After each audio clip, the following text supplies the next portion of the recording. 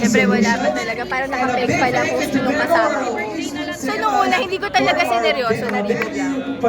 Tapos nung malapit na kami mag-shooting, doon na ako kinabahan kasi confirm pa na talaga siya. Tapos ang pinaka nakakatawang nangyari, nung araw na na-confirm ko na si Rico na yung gaganap, nakasalubong ko siya sa mall. Okay. As in, out of the blue. Ang nakakatawa, kausap ko pa yung best friend ko. Sabi ko, Tess, meron kaming project ni Rico. Tuwan-tuwa ako, ganyan. Pagbaba ko ng mall, nandun si Rico. So sabi ko, grabe si Lord really works in mysterious ways. And sa dami ng araw na makikita ko si Rico. In-approach na Yun siya. yung yes, we said hi. And tapos sabi ko, mag-work tayo together. Sabi ko, oh my gosh, I'm so excited. And the rest is history. Paano Now, love here we scene are. ninyo? Siyempre, di ba na-star siya kapatas may Nakakakaba. Actually, hindi. Yung presensya lang kasi ni Rico, wala naman talaga siyang gini-give off na energy na kailangan mong mahiya or ano. Pero, kasi syempre, kilala naman natin siya. Icon talaga si Rico. And I'm very, very privileged when he said na nung nalaman niyang ako, pumayag siya. Ilang Kinilig takes ako, yan? syempre. Alin, Love scene nyo or bed scene? abangan niyo na lang. Ano bang mangyayari sa love scene? Nung nakatrabaho mo siya, ano yung mga na-discover mo about him? Kasi before parang seryoso. Siyempre, well, oo eh. But I know na umaate si Rico, napanood ko siya sa Lobo dati, di ba? Di ba? Bata pa ako, napapanood ko na siya sa TV talaga. So, hindi bago sa akin at hindi ako nagulat na, umaarte pala siya. Alam ko na umaarte talaga siya. Pero never ko sa buong buhay ko, sa buong filmography ko na na-imagine ko, I will be working with him in a rom-com project. As in, never in my wildest dreams. But yun nga, God works in mysterious ways and ginugulat niya tayo sa mga paraan na makakatulong sa pagkatao natin. Ito na nakilala ko si Rico, lagi natin siyang inilalagay sa pedestal because he's a musical legend, you know? He's an icon. But nakita ko yung totoong tao na si Rico. Yung So not for promo, talagang pwede ba maging baby maker or project baby si Rico Oh kung my wala gosh, ka? sobrang dami nagpe-presenta.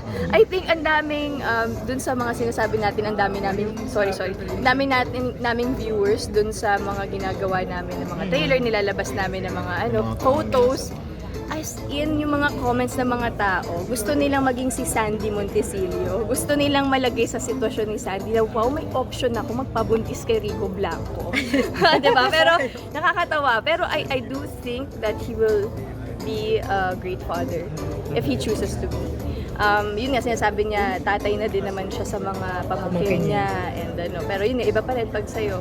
But I think definitely magiging mabuting ama. So ganun tingin mo kung wala kayo ni Dominic, kung wala ka rin? Hindi ko alam. Hindi ko niisip na wala si Dominic eh. First, banggit mo na how are you enjoying Dominic? Very good. Very, very good. We've been spending more time with our families. Like me with his family. We visited my mom also nung Mother's Day. So, I think it's going very, very well. Sobrang saya ko. Parang hindi pa ako naging ganito kasaya. Ever. Nakikita mo na pagkatagal pa yan, pwede mag-live. Sana. Pinipray ko yun.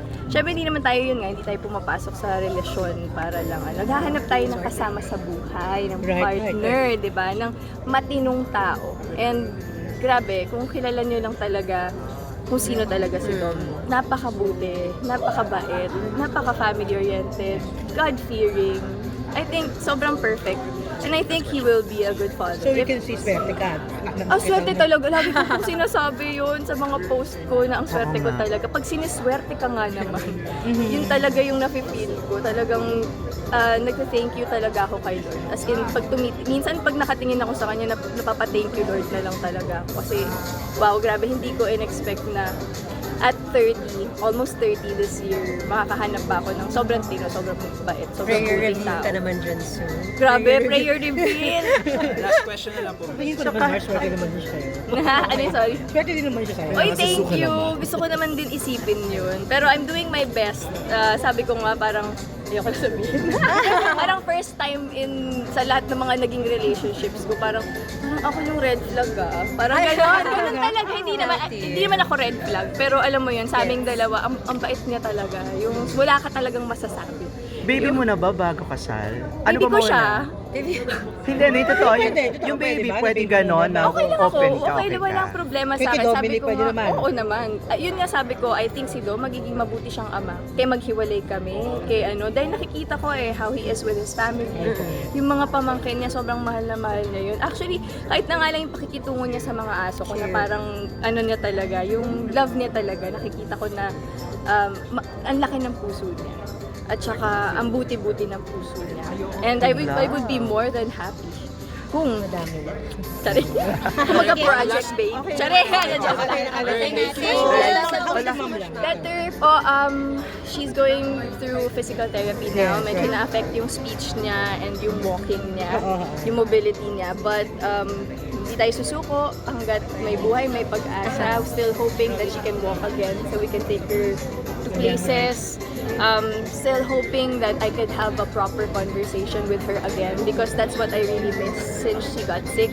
Hindi ko na siya nakausap ng diretso, ng masinsinan, hindi na katulad ng dati. So, yun yung bigat sa family namin right now. It's that we miss talking to my mom.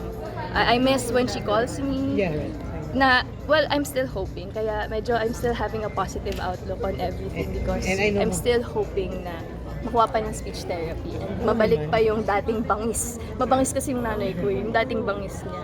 We're excited to get to have a conversation, proper conversation with Hindi her ba kayo again. pinalaki? Diba? Grabe.